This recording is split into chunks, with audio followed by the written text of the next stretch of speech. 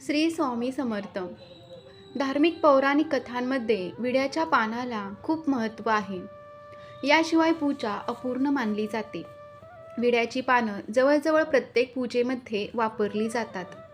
एवढंच नाही तर त्याचा उपयोग शुभ कार्यातही केला जातो. संस्कृतमध्ये विड्याच्या पानांना तांबूल असे म्हणतात. स्कंद पुराणातही हे सांगितलं गेलं आहे. त्यानुसार समुद्र मंथनात ही विड्याची पानं वापरली गेली होती. हे विविध देवतांचे निवासस्थान असल्याचं मानलं जातं. शास्त्रानुसार हवन यज्ञाच्या वेळी विड्याची पानं वापरणं खूप शुभ आहे. धार्मिक मान्यतेनुसार समुद्र मंथनादरम्यान देवी देवतांनी विड्याच्या पानांचा वापर केला होता. तेव्हापासून पूजेमध्ये विड्याची पानं वापरण्याची परंपरा सुरू झाली. विड्याच्या पानांचा धार्मिक कथेत असलेल्या उल्लेखानुसार समुद्र मंथनातून अमृत निघाल्यावर भगवान विष्णूंनी मोहिनी रूप धारण करून अमृताचे वाटप केले.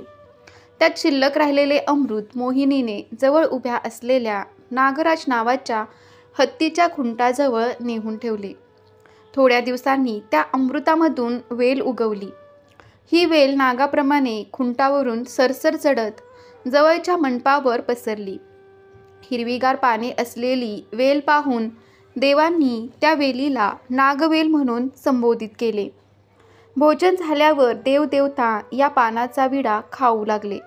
त्यानंतर देवाला महानैवेद्य अर्पण केल्यावर देवापुढे पानाचा विडा दक्षिणा ठेवण्यात येऊ लागली. धार्मिक ग्रंथामध्ये विड्याच्या पानाचे महत्त्व सांगितलं जातं. विड्याच्या पानाच्या टोकास लक्ष्मीचा सहवास असतो. पानाच्या उजव्या बाजूस ब्रह्मदेवाचा सहवास, मधोमध सरस्वती देवीचा वास असतो. डाव्या बाजूस पार्वती देवीचा वास, पानाच्या लहान देठामध्ये महाविष्णूचा वास, मागील बाजूस चंद्रदेवतेचा वास, सर्व कोपऱ्यामध्ये परमेश्वराचा वास असतो. पानाखाली मृत्यू देवतेचा वास असल्याचं सांगितलं जातं. या कारणाने तांबूल सेवन करताना बुडाचा भाग काढून मग सेवन करण्याची पद्धत आहे. जेवणानंतर पान खाणं ही प्राचीन काळापासून चालत आलेली परंपरा आहे.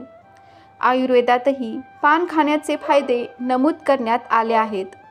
अगदी आजीबाईच्या बटव्यातही या पानांचा आवर्जून समावेश करण्यात येतो. या पानांची मूळ चव ही तिखट स्वरूपात असते, परंतु यामध्ये कॅल्शियम, प्रोटीन, खनिजे, कार्बोहायड्रेट, फायबर, व्हिटॅमिन सी मुबलक प्रमाणात आढळते. हे पान तयार करण्याचीही एक वेगळी पद्धत असते. या पानामध्ये गुलकंद, वेलची, सुपारी, काथ, चुना यासारखे अनेक मसाले टाकले जातात. त्याचप्रमाणे पानांमध्ये टाकण्यात येणाऱ्या मसाल्यानुसार त्यांना वेगवेगळी नावंही आहेत. याचे आरोग्यदायी फायदे म्हटले तर पोटाच्या समस्या दूर होतात. पान खाल्ल्याने पचनक्रिया सुरळीत होण्यास मदत होते. तसेच तोंडाची दुर्गंधी दूर करण्यासाठी याचा उपयोग होत असतो. नागवेलीच्या पानांमध्ये असलेले गुणकारी तत्व शरीरातील हानिकारक बॅक्टेरिया कमी करण्याचं काम करतात. ज्या लोकांच्या तोंडाला दुर्गंधी येत असेल त्यांनी पान खाणं फायदेशीर ठरतं. विड्याच्या पानाला केवळ महाराष्ट्रीयन लोकांमध्येच नाही तर इतर धर्मातील लोकांमध्ये देखील महत्त्व आहे. बंगाली लोकांमध्ये लग्नामध्ये वधूच्या तोंडासमोर विड्याचे पान घेऊन मंडपात आणले जाते. तर तेलुगू, बिहारी, पंजाबी यांच्यात विड्याचे पान आणि सुपारी देऊन लग्नाची बोलणी करतात किंवा शुभकार्याला सुरुवात करतात. म्हणजेच खाण्याचे पान किंवा विड्याचे पान आरोग्यासाठी खूप फायदेशीर आहे. जेवणानंतर पान खाण्याचे अनेक जण शौकीन असतात, त्यामुळे तोंडाची चव वाढते. पान खाल्ले की तोंडातील अनेक जीवाणूंचा प्रभावीपणे सामना केला जातो, ज्यामुळे तोंडाला दुर्गंध येत नाही. तसेच दात पोकळी, दात किडणे यांचा त्रास कमी होतो. जेवणानंतर पानाचा विडा किंवा नुसते पान चावून खाल्ल्याने आतड्या निरोगी राहतात. आरोग्यासोबतच ते सौंदर्य वाढवण्यातही फायदेशीर ठरते. खाऊचे पान म्हणजेच कोणी त्याला विड्याचे पान असेही म्हणतात. हे विड्याचे पान देवी देवतांना प्रसन्न करणारे पान आहे. आपण नेहमीच आपल्या देवीदेवतांना पानाचा विडा अर्पण केला पाहिजे.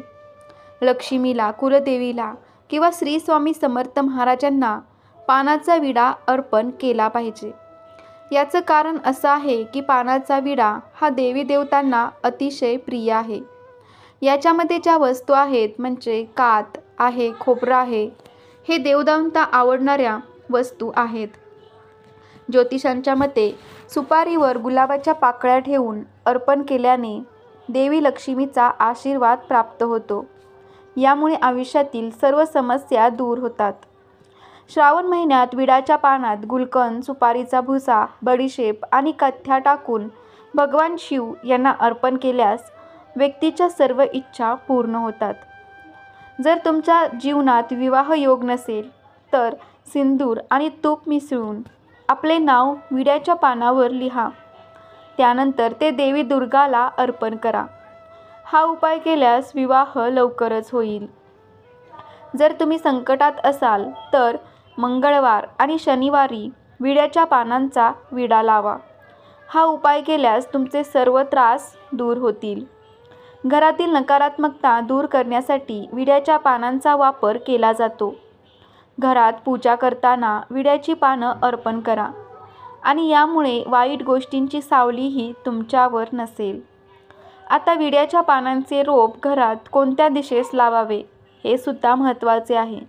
तुम्ही तुमच्या घरात किंवा घराच्या बाहेर ईशान्य दिशेस किंवा उत्तर किंवा पूर्व दिशेला हे विड्याच्या पानांचे रोप लावू शकता.